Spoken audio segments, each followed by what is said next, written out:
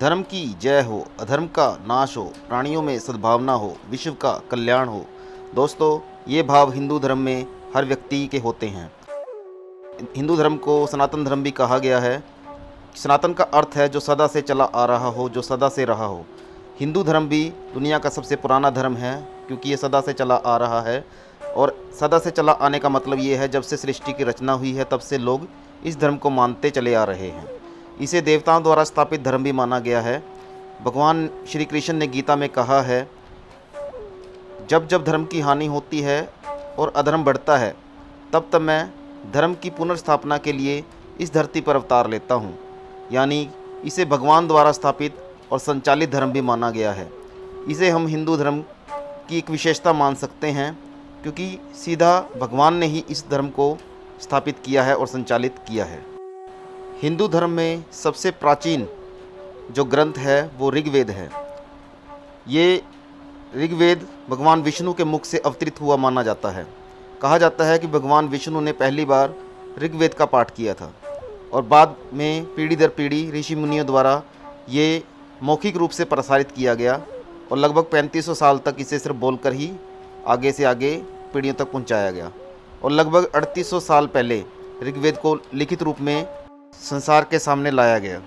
हिंदू धर्म में प्रार्थना का कोई निश्चित बंधन नहीं है, यानी कि किसी भी व्यक्ति को भगवान की भक्ति के लिए समय का या किसी विधि का कोई खास बंधन नहीं है।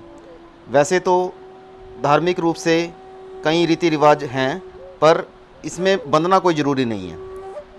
इसमें भक्त भगवान के द्वार पर या मंदिर में किसी भी समय जा सकते हैं।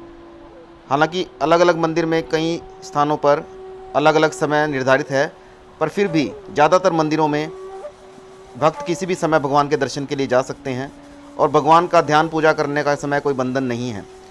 भक्त को जब समय मिले तब वह अपने भगवान की उपासना कर सकता है, क्योंकि हिंदू धर्म में मानता है कि ईश्वर जो है वो कण कण में और हर क्षण हर स्थान पर मौजूद है।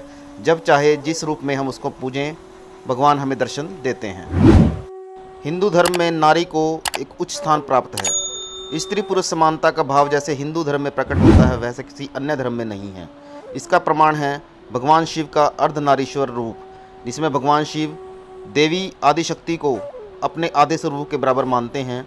इसी तरह हिंदू धर्म में भी मानव जीवन में हर हिंदू अपनी जीवन संगिनी को अपनी अर्धांगिनी मानता है।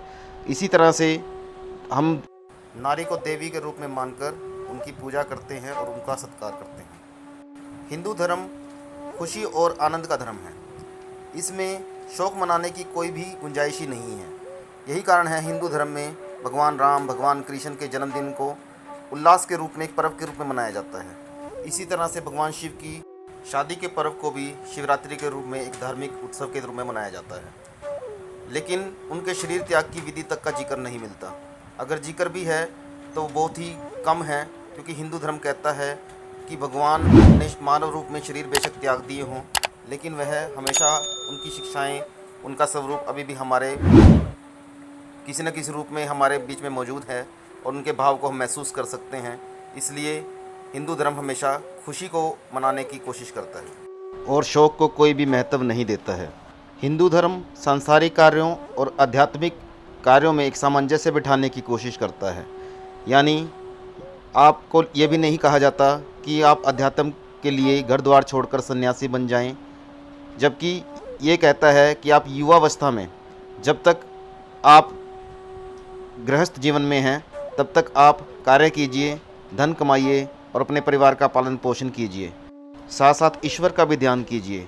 लेकिन एक उम्र के बाद जब आप अपने सांसारिक कार्यों से, गृहस्थ जीवन से मुक्त हो चुके हों, तब वृद्धावस्था में आप सांसारिक कार्यों की बजाय आध्यात्मिक कार्यों की तरफ ज़्यादा ध्यान दीजिए, क्योंकि ये माना गया है कि धन कमाना भी उतना ही ज़रूरी है जितना जीवन जीना। अगर आप धन नहीं कमाएंगे तो हो सकता है अपने जीवन यापन के लिए आप गलत कार्यों में पड़ जाएं और पाप के भागी बन जाएं। इसलिए धार्मिक रूप से आपका जीवन में कार्य करना भी बहुत ही ज़्यादा ज़रूरी है। हिंदू धर्म में भगवान के निराकार रूप को साकार रूप में, एक कल्पना रूप में मानकर भगवान को एक रूप में हम मूर्ति के रूप में स्थापित करते हैं और उनकी पूजा करके भगवान की पूजा करने का एक सौभाग्य प्राप्त करने की कोशिश करते हैं।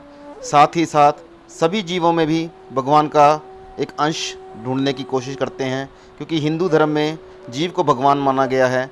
गीता में भी भगवान कृष्ण ने इस बात का उल्लेख किया है कि हर जीव में आत्मा के रूप में मैं विराजमान हूँ, इसलिए हर जीव में मुझे देखना चाहिए, और जो यह रहस्य जान लेता है वह सभी पापों से मुक्त हो जाता है। हिंदू धर्म एक संगम है, इसमें सभी मतों के देवी देवता सभी पूजनीय यहाँ पे पूजे जाते हैं। हिंदू धर्म के लोग सभी देवी देवताओं, सभी मतों में विश्वास करने वाले हैं। वो सभी देवी देवताओं को अपने धर्म का ही एक अंग मानने लग जाते हैं। इसी कारण हिंदू धर्म में 33 कोटि देवताओं का जिक्र किया गया है। हिंदू धर्म में मृत्यु को भी देवता माना गया है। यमराज को जीवों के प्राणों को हरने वाला और भगवान शिव को संहार और प्रलय लाने वाला कहा गया है। फिर भी इन्हें देव और महादेव कहा जाता है। यानी हिंदू धर्म एकमात्र ऐसा धर्म है जिसमें मारने वाले को भी एक पूजनीय देवता के रूप में माना जाता है। इनके प्रति एक आदर भाव प्रकट किया जाता है। यही कारण है हिंदू धर्म में मृत्यु को मुक्ति का मार्ग माना गया है। हिंदू धर्म पूरे विश्व को एक परिवार की तरह मानता है, इसलिए पूरे विश्व के कल्याण की कामना करता है। इसमें जो भगवान को नहीं मानता और नास्तिक लोग हैं उनके भी कल्याण की कामना हिंदू धर्म में की जाती है। तो दोस्तों, आपको हिंदू धर्म की विशेषताएं कैसी लगी? उम्मीद है आपको भी गर्व महसूस हुआ होगा। तो बोलिए सनातन धर्म की जय।